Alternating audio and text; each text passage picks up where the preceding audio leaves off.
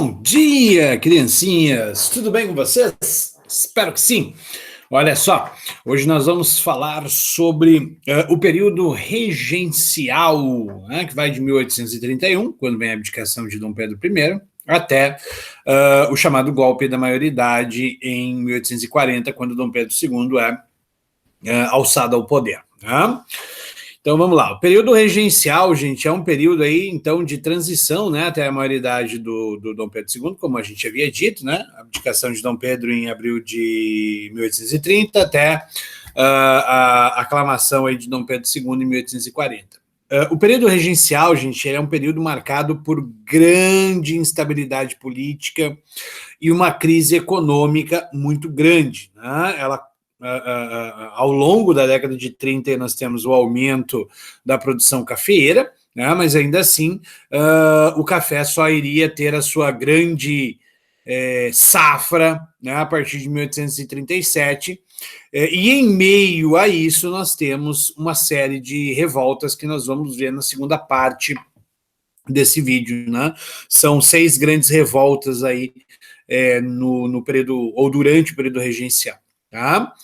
A Constituição determinava, né, que na ausência de um imperador, uma regência trina deveria ser instalada para governar. Então, quando Dom Pedro I renuncia, ele deixará, né, o seu filho aqui no Brasil, vai voltar para a Europa, né?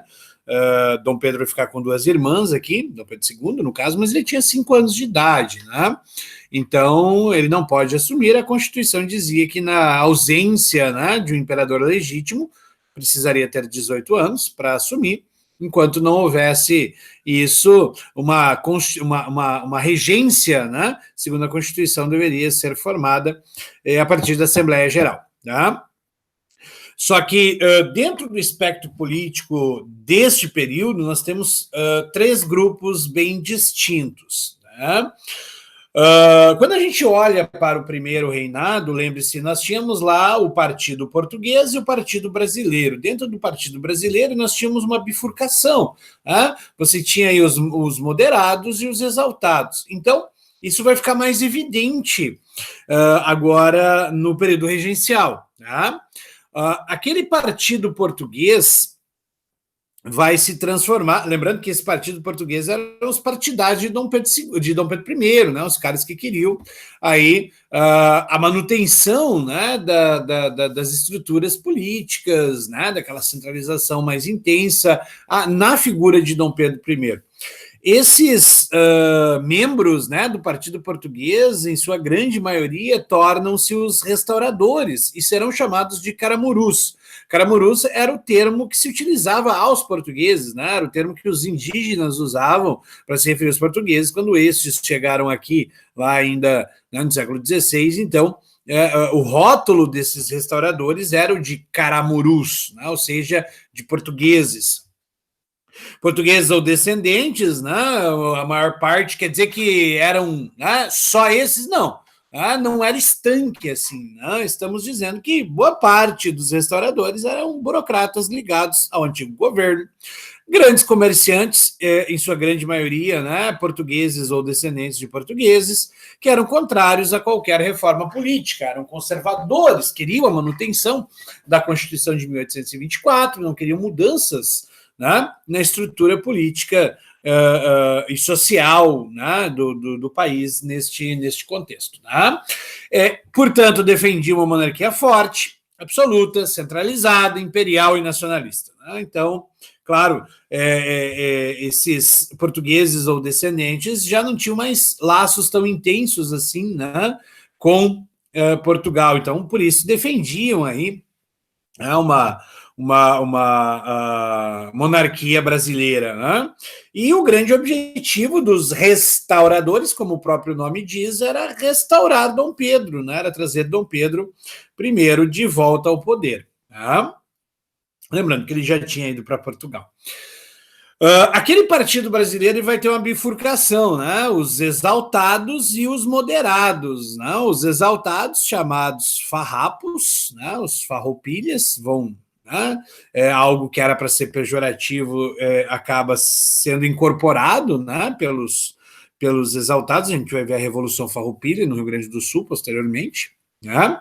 Quem eram esses exaltados? Eram proprietários rurais, né, de regiões periféricas, como a gente vai ver no Rio Grande do Sul, né? Estavam distantes do centro de poder, que era o Rio de Janeiro, e, portanto, não exerciam, né, uma influência política na capital, até por isso que, tá, defendiam, né, a autonomia provincial, era a principal bandeira, né, desses exaltados.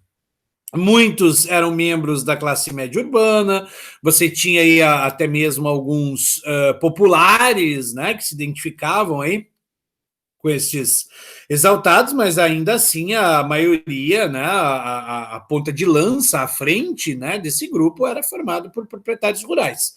Né? Como os moderados aqui também, né, proprietários rurais, especialmente do Sudeste. Estes estavam, né, nas regiões mais periféricas do Brasil, mas ainda assim, tá, ambos eram proprietários rurais, como você também tinha proprietários rurais aqui que, né, compunham estes restauradores de algumas partes. A gente vai ver um levante lá no Nordeste, né, em Alagoas, a Cabanada. Nós não chegamos a estudar diretamente, mas vamos nos referir a ela.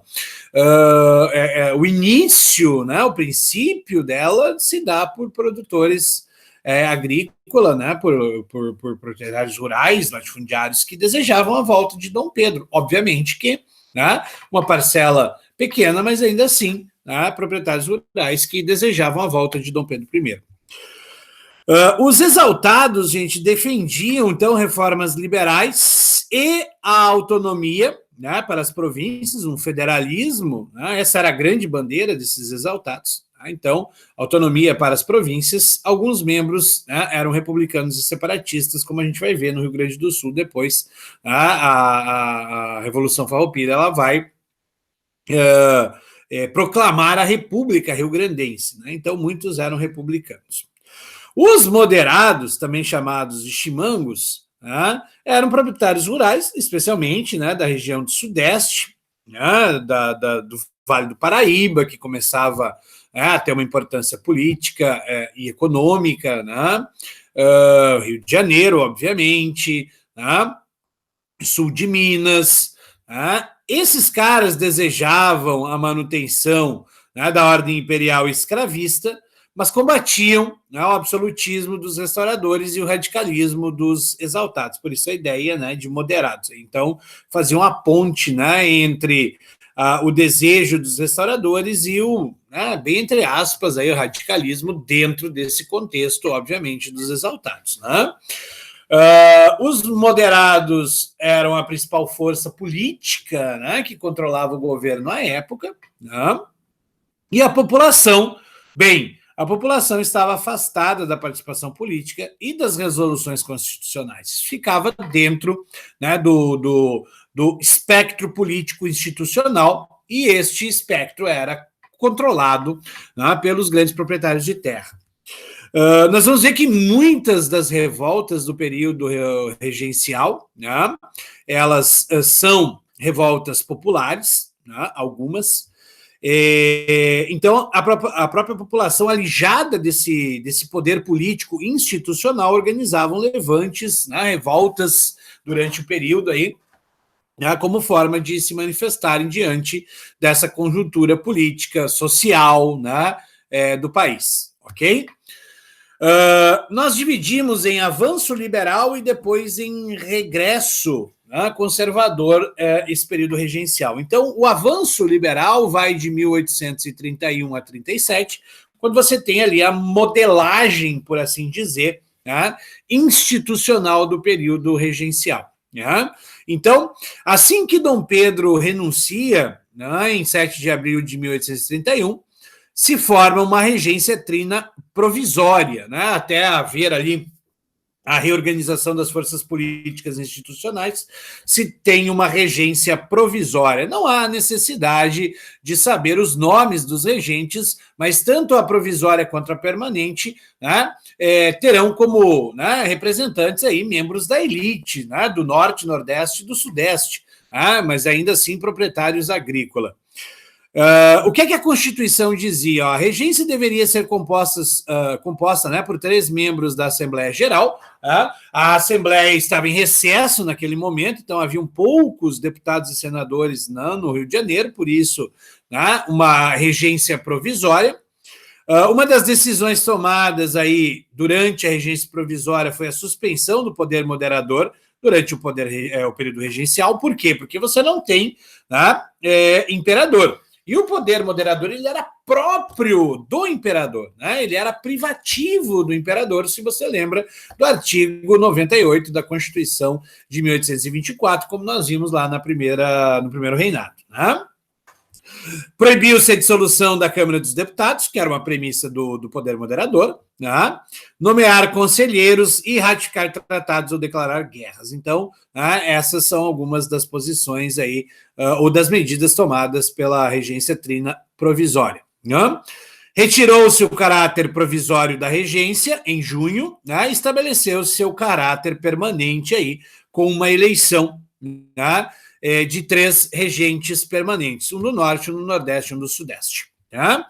Coisas importantes que acontecem durante essa regência trina permanente aí, que vai de 1831 a 34.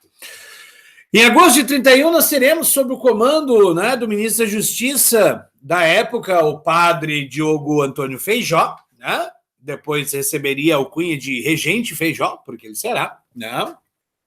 Então, em agosto de 31, ele vai coordenar aí a criação da Guarda Nacional. O que é a Guarda Nacional? Qual é o grande objetivo da Guarda Nacional? O objetivo da Guarda Nacional, gente, é reduzir os poderes do Exército e resguardar os interesses das elites. Se você quiser passar aquela sua canetinha purpurinada com urânio por aqui, ó, bem importante. O grande objetivo da Guarda Nacional, e que iria perdurar até 1824, era resguardar os interesses das elites. E a gente já vai ver como como funcionava essa Guarda Nacional. Também criou, então, a Câmara, a Guarda Municipal do Rio de Janeiro, ambas sob os olhares, do padre Diogo Feijó, então ministro da Justiça. Qual era o grande objetivo da Guarda Nacional? A Guarda Nacional, a gente tinha por objetivo, então, resguardar os interesses das elites, como falamos anteriormente. Outra coisa, o comando, por conta disso, estava nas mãos das elites agrícolas. Os únicos que podiam comprar o título da Guarda Nacional eram os chamados cidadãos ativos. Eles compravam o título de coronel. E por isso que nós vamos identificar lá na República Velha a ideia de coronelismo, né? Então, essa patente ela era vendida aos chamados cidadãos ativos, ou seja, que tinham direito ao voto. Lembrando que essa patente ela era hereditária. Esses latifundiários passavam o título da Guarda Nacional, adiante aí aos seus filhos. Em 32, o ministro da Justiça, aí, o Feijó, ele tenta articular um golpe que acaba fracassado lá no Rio de Janeiro, onde ele é demitido, ele é afastado do poder, mas ele voltaria depois, ok? Em 1834, isso é muito importante, nós teremos o ato adicional, a aprovação do ato adicional, uma reforma constitucional. O ato adicional é uma reforma constitucional, uma emenda à Constituição, se você preferir. Qual é o objetivo do ato adicional? O ato adicional tem por objetivo a conciliação entre os liberais moderados e os liberais exaltados. Este é o grande objetivo do ato adicional. Entretanto, não funcionou tão bem assim na prática, como a gente já vai ver. Mas o que é que o ato adicional vai propor? Primeiro, a suspensão do Conselho Geral, que aconselhava o imperador. Sem imperador não tem razão de ser. Isso, claro, desagradava aos restauradores, porque eles formavam esse Conselho Geral, em sua grande maioria. Também houve a criação das assembleias legislativas provinciais como forma de agradar os exaltados. Então, você terá uma descentralização do legislativo para as províncias. Por outro lado, manteve-se o agrado, por assim dizer, dos moderados. Por quê? Porque o Rio de Janeiro, a capital, ela continuava a nomear o presidente da província, ou seja, o Rio de Janeiro tinha sob seu domínio a indicação do executivo estadual. Então, se por um lado agradou os exaltados, descentralizando o legislativo para as províncias, manteve-se o agrado aos moderados, já que o executivo provincial era designado pelo Rio de Janeiro, e nós vamos ver que será um dos pontos mais fundamentais, por exemplo, para a eclosão da Revolução Farroupilha, para ficar em um dos exemplos aí de como a nomeação do presidente de província pela capital vai acabar instigando levantes regionais, tá? Também nós teremos aí como uma das partes dessa reforma a modificação da regência trina, então substitui-se a regência trina por uma regência una. Então você terá um regente a partir de então. Muitos vão chamar esse período aí das regências unas. A gente vai ter a regência una do Padre Feijó e a regência una do Pedro de Araújo Lima como experiência republicana. Os caras vão buscar, óbvio, a inspiração no Grande Irmão do Norte, vão tentar buscar a inspiração lá nos Estados Unidos, tanto para a criação dessas assembleias provinciais quanto para a substituição da regência trina por essa regência una. Então, o regente ele era eleito por voto direto e censitário para um cargo de 4 anos. Este era o período aí que vigorava, então, a regência una. Então, vai se definindo constitucionalmente as mudanças políticas no Brasil. E, como eu havia dito, o primeiro regente a ser eleito a partir dessa nova lógica é o Diogo Antônio Feijó, ou o Regente Feijó, que é nome de estrada, de rodovia, inclusive, no Brasil.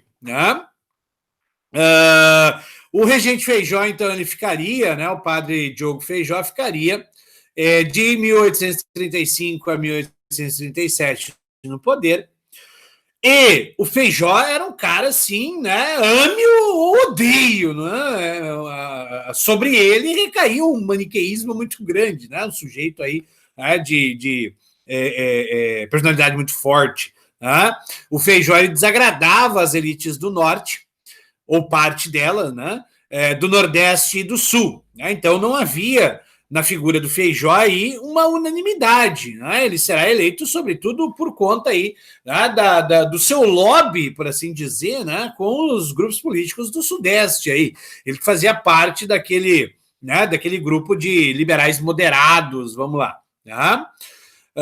O governo dele é marcado por ondas de revolta, ou por uma onda de revoltas separatistas, tanto a cabanagem quanto a farroupilha, que a gente vai ver, a cabanagem no Pará e a farroupilha no Rio Grande do Sul, são duas revoltas que têm um claro viés aí separatista. O Rio Grande do Sul vai, inclusive, proclamar a República Rio-Grandense.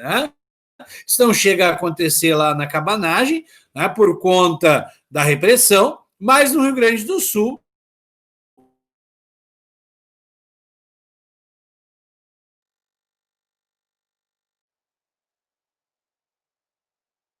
não terá muito sossego, será um período aí de grandes arroubos revolucionários, ok? E isso também tem um porquê, tá? Em 34, lembre-se, morre Dom Pedro I, a gente falou disso lá ainda no final do primeiro reinado, do primeiro império. O Dom Pedro morre em 1834, tuberculose lá em Portugal, no mesmo palácio, no mesmo quarto, na mesma cama que ele houvera nascido no ano de 1798. Então, com a morte de Dom Pedro I, nós teremos aí o fim dos restauradores. Não tem, aquele grupo que queria a volta de Dom Pedro, não tem como voltar, já era, Dom Pedro morreu. tá? E é onde as divergências políticas começam a se acentuar de forma muito significativa, tá? Porque a gente vai ver ali uma bifurcação dos partidos, tá? Vou mostrar aqui este mapinha aí, né? Para entender como é que se dá o caminho das agremiações políticas, né? Não vamos chamar de partido nesse momento, mas de uma agremiação. Tá? Partido por uma questão né, de analogia, para você entender aí, mas um partido bem entre aspas, tá? Lá no primeiro reinado, você tinha o Partido Brasileiro, que se dividia em duas alas, como a gente já havia falado anteriormente, né? Uma ala, né, mais moderada e uma ala mais exaltada, né? Aqui torno a repetir, uma mera analogia, né? Ala direita, ala esquerda aí. Né? Lembrando que esses caras trocavam de lado a bel prazer, então não era estanque esse negócio, não era engessado. Né? A galera, né, mudava de posição aí constantemente. E o Partido Português? Quando vem o final do Primeiro Império, início da regência, nós vemos, né, uma rearticulação desses grupos aqui. Né? O Partido Português torna-se o Partido Conservador, né, a direita conservadora, não foi 100% da galera que veio para cá, né? Alguns vão mudar de posição, tá? Pode vir aqui para os moderados, também para os exaltados, depende, né, da região. E esse Partido Brasileiro, a gente está falando, né, de majoritariamente, né? Esse Partido Brasileiro, aí a ala mais à direita, né, forma o Partido Liberal Moderado, né? Partido, entre aspas, também, né, uma agremiação. E aí, o Partido Exaltado mais à esquerda aí. Lembrando, é meramente nomenclatura, tá? É uma analogia. Nenhum desses caras aqui defendia projetos políticos jacobinos, por exemplo, que é de onde vem o termo, né, esquerda aí, é só para você entender, ok? Mas essa é uma discussão, né, tanto para a sociologia quanto para a história, obviamente, que nós veremos mais tarde, né, essa ideia de esquerda e direita aí, beleza? Com a morte de Dom Pedro, desarticulou o Partido Restaurador, já era, né? Então, de 34 a 36, nós teremos uma reorganização política e é aonde vão eclodir a maior parte das revoltas, tá? Entre 34 e 36 eclodem, né, 4 grandes revoltas aí dentro do espectro político brasileiro, né? Você terá, então, as revoltas aí, na verdade, né, eclodem 3, uma continua, né, até ser esmagada totalmente, que é a cabanada lá na região de Alagoas. Né? Aí a cabanagem, né, no Grão-Pará, a Revolução Farroupilha, né? Você tem aí início de agitações também na Bahia, com a Revolta dos Malês e depois a Sabinada. E forma-se a partir daí o Partido Regressista e o Partido Progressista, né? O Partido Conservador e o Liberal. Tá? Então, isso é uma reorganização, né, durante o período regencial, e aí a gente vai ver durante o segundo reinado também o Partido Conservador e Liberal, mas isso a gente vê depois. É só para você entender o caminho que se segue, né, essas agremiações políticas aí no período regencial. Tá? Quem eram os progressistas? Bem, os progressistas defendiam a autonomia das províncias sobre a capital, né, a capital, né, e também o federalismo implantado pelo ato adicional. Então, os progressistas basicamente defendiam o ato adicional, e claro, o Feijó defendia o ato adicional, portanto, né, ele começa a se alinhar mais a estes progressistas aí. Lembrando que não era uma unanimidade, né? E os regressistas eram políticos contrários ao excesso de liberdade e de descentralização propiciada aí pelo ato adicional, né? O que o ato adicional conferiu às províncias. Né? Então, basicamente, os que defendiam o ato adicional e os que eram contrários a ele. Né? Então, o Feijó não consegue terminar o mandato, vai alegar aí problemas de saúde, né? Estava até as tampas aí de problemas políticos no Brasil, né? As convulsões eram muito grandes. E aí o Feijó, em setembro de 37, ele acaba renunciando, né, ao cargo de regente. E aí nós vemos a ascensão dos regressistas ao poder, né? O regresso conservador. né? Porque não soaria bem o regresso regressista, seria um pleonasmo, né? A gente perderia nota lá na redação, por isso o regresso conservador. Lembrando que os regressistas são os conservadores, depois, né, vão receber esse rótulo aí logo em seguida, por isso o regresso conservador. Tá? Então, a regência una do Pedro de Araújo Lima, né, um regressista, um conservador, contrário, portanto, ao ato adicional, ele assume o poder em 37 e ele verá duas grandes revoltas eclodirem durante, né, o seu governo. Quando a gente for olhar depois para as revoltas, né, Cabanada, Cabanagem, Malês, a Farroupilha, né, a Sabinada e a Balaiada, temos que olhar as datas aonde elas eclodiram. Essas revoltas, gente, regionalizadas, elas são regionalizadas, elas vão eclodir, né, por questões regionais, mas também por questões nacionais.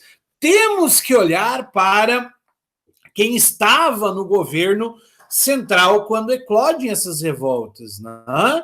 Os liberais lá, personificados pelo Feijó, vão ver, né, eclodir revoltas instigadas por conservadores nas suas regiões, como agora que os conservadores chegam ao poder, muitos liberais vão instigar as revoltas nas suas províncias, né? Então, tem, né, essas questões envoltas também nas revoltas regenciais. Mas, né, o segundo passo aí, nós vamos ver também a Sabinada e a Balaiada. Tá? Teremos o apoio das elites agrícolas da Bahia, do Pernambuco, do Rio de Janeiro, ao Pedro de Araújo Lima, tá?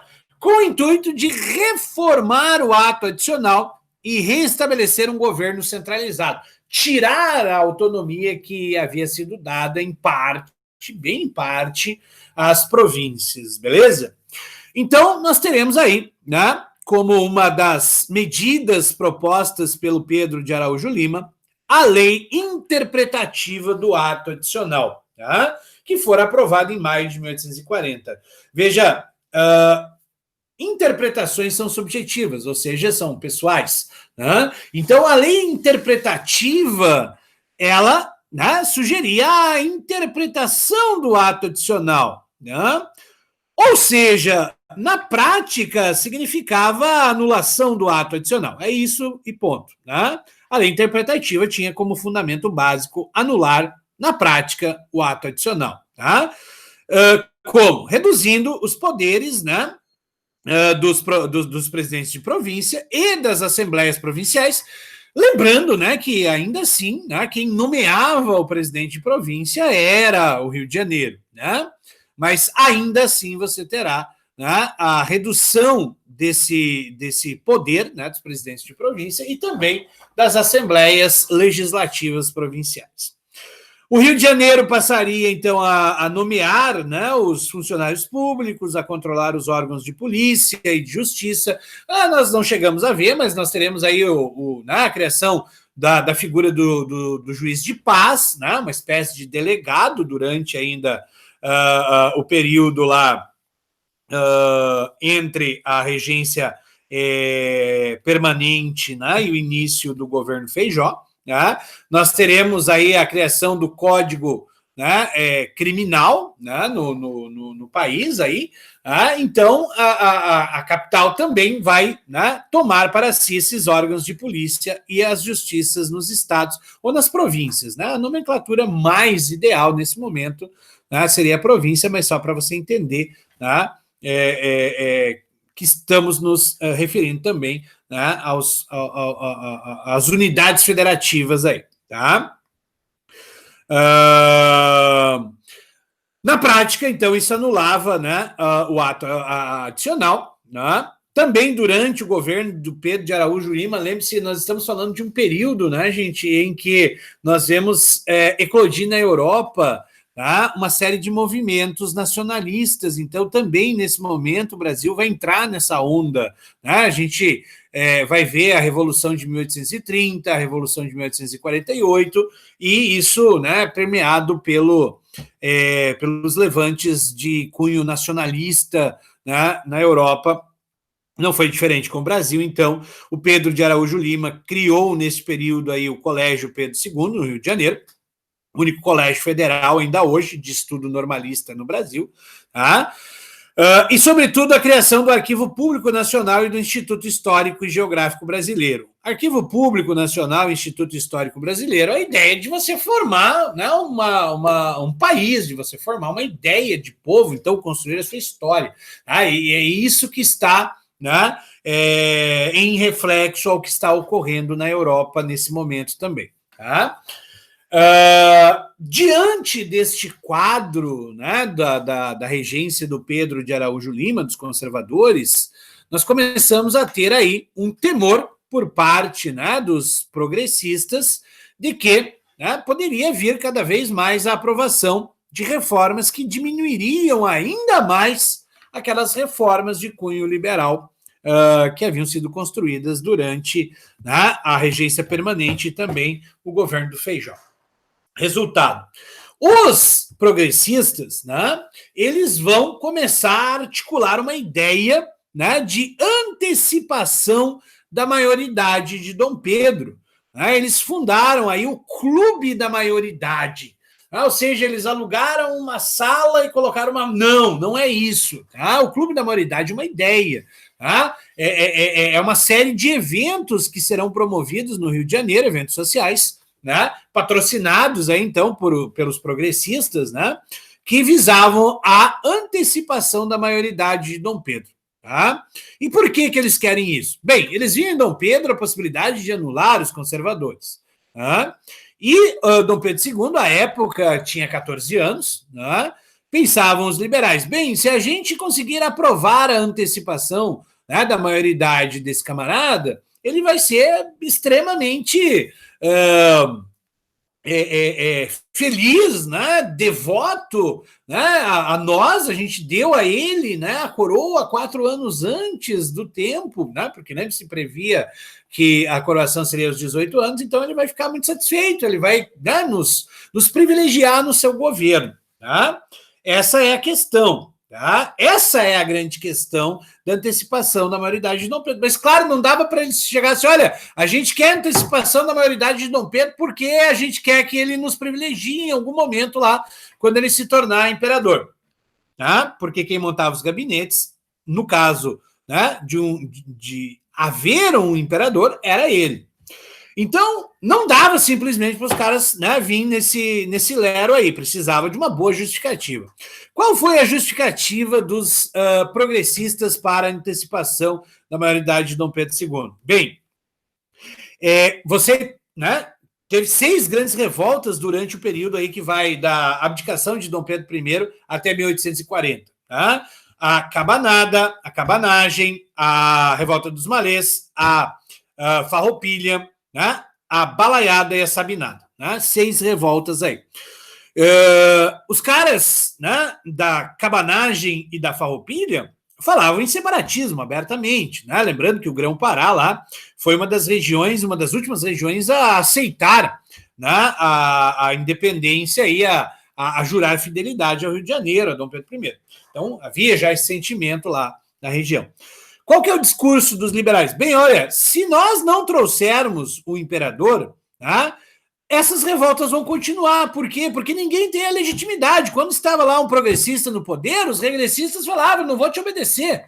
Né? Mais ou menos como você quando era criança, né? Que algum adulto que não os seus responsáveis te chamava a atenção, né? Você falava, você não é minha mãe, né? Vai querer mandar em mim. Então, quando um progressista estava lá no poder, os regressistas faziam de tudo para, né, minar o governo e vice-versa. Então, só trazendo o imperador ao poder é que poderia haver uma garantia da paz e da unidade interna. Lembrando, né, que a unidade era uma das coisas que animava as elites, aí eles temiam que acontecesse no Brasil, o que aconteceu na América Espanhola. Por isso essa bandeira, olha, Dom Pedro, né, será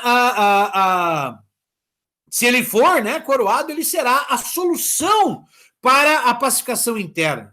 Né? Por quê? Torno a repetir, inúmeras revoltas ameaçavam essa unidade territorial. O projeto, num primeiro momento, foi rejeitado pelo Senado, né? Mas aí começa, né, as campanhas aí que vão trazer o engajamento popular para essa antecipação. Né? Os liberais eles vão usar a população ali, sobretudo do Rio de Janeiro, a seu favor. Então chama-se Dom Pedro e pergunta-se a ele se ele desejava ser imperador, tá? E ele vai dizer que sim, tá? E é aí que vem o desfecho do chamado golpe da maioridade, tá? Um novo pacto entre as elites e o imperador, num primeiro momento, né, com a primazia dos liberais. Né? O primeiro gabinete que Dom Pedro vai formar é um gabinete liberal, óbvio, né? Como uma forma até de agradecer por essa campanha, né? Pela maioridade aí, né? Encabeçada pelos liberais, e o golpe da maioridade marca o fim do período regencial. Lembre-se que golpes são de dentro, né, da instituição, de dentro do regime. Revoluções são externas. Por isso nós usamos o termo golpe da maioridade. Entre aspas, por quê? Porque Dom Pedro ele faria 18 anos e seria coroado. O que houve ali foi apenas um trick. Tá? Os caras anteciparam aí a maioridade de Dom Pedro, ele aceitou. E no próximo tópico, né, na próxima aula, por assim dizer, nós vamos falar sobre as revoltas no período regencial. As maiores, né? A Cabanada, aqui é a Balaiada, a revolta dos Malês e a Sabinada, aqui na Bahia. Né? Não chegamos a discutir a Cabanada, aqui em Alagoas, lembrando, a cabanagem foi no Pará, a Cabanada aqui na região de Alagoas, Pernambuco, e aqui no sul, né, entre Rio Grande e Santa Catarina, a Revolução Farroupilha, ou a Guerra dos Farrapos, a mais longa das rebeliões, né, do período regencial, que se estendeu até o início do Segundo Reinado. Volto logo em seguida, não saia daí.